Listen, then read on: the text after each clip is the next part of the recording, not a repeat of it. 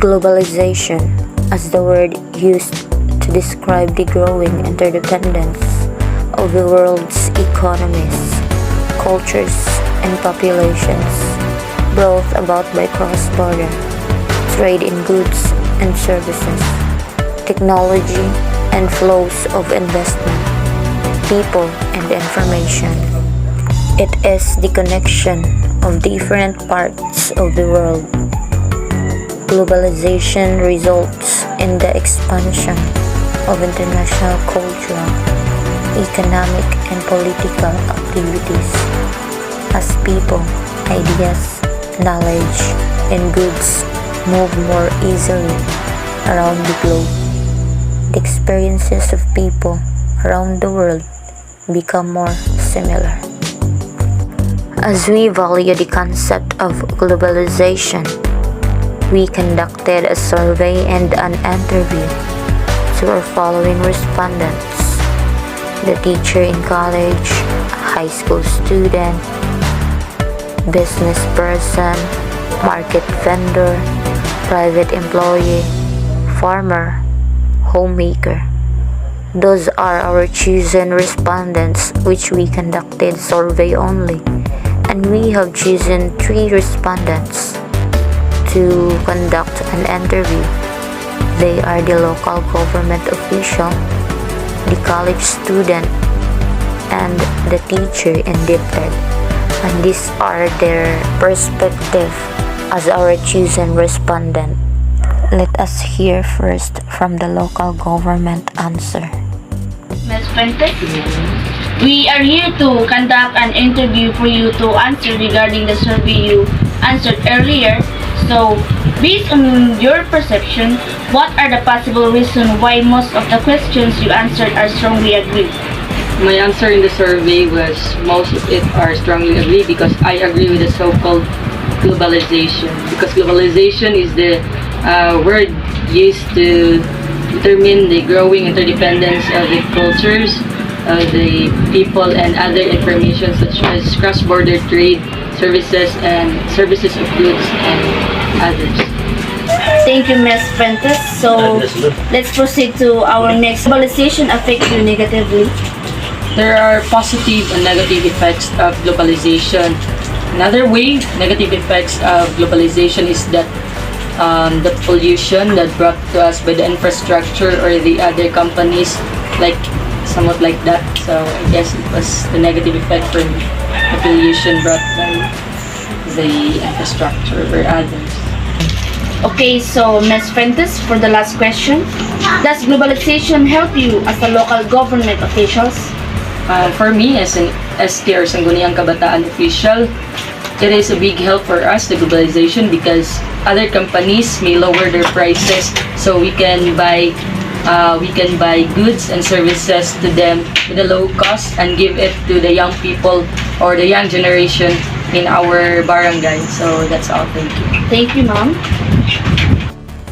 And now let us hear the answer of the student as our respondent. Good afternoon, mate. We are here to conduct a survey and also an interview. I can see that your answers are strongly agree and also disagree. Why is that?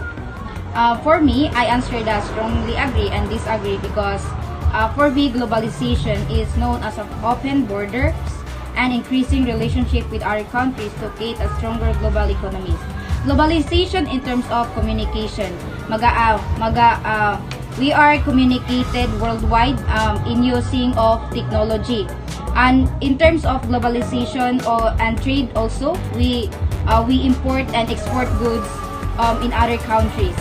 And also, I disagree about this by using the technology which is the cell phone that give us the negative and positive impacts, especially to us as students, that we use the advantage of the technology which is gadgets. We use it for online in learning and also in communicating our friends, families that live far away. And the advantage and the disadvantage for this technology is gadgets. As para sa ating mga estudyante, ito ay nakakapag impact sa atin, medyo tinatamad na tayo sa mga gawaing bahay.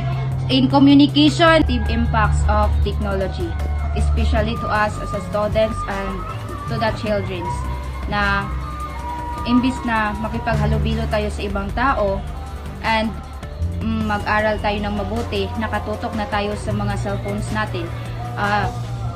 Sa pagkain din natin, hindi natin mabitawan yung mga cellphones natin dahil palagi lang tayong nakatingin sa mga ganyang mga bagay. And that's all.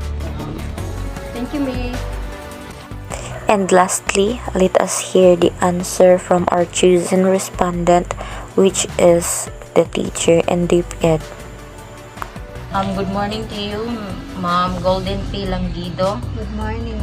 We're here to conduct an interview, and based on the result of your answer to the given survey questionnaire, you prefer to answer the agree. And by that, based on your own perception, what can you say about the globalization? Does it affect you negatively or positively as a teacher in Deep Ed? Okay. As far as my understanding is concerned, as teacher in DepEd, globalization nowadays, because we are in the 21st century, we're in more on high technology using. So this help improve, especially in educational system, to improve the learning status of the students, to improve the teaching of the teachers.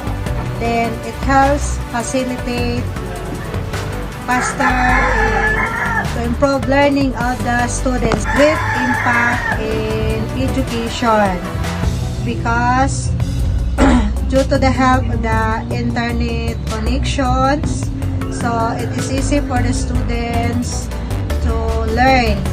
Like for example, allow me to speak in vernacular language, na mag-research sila.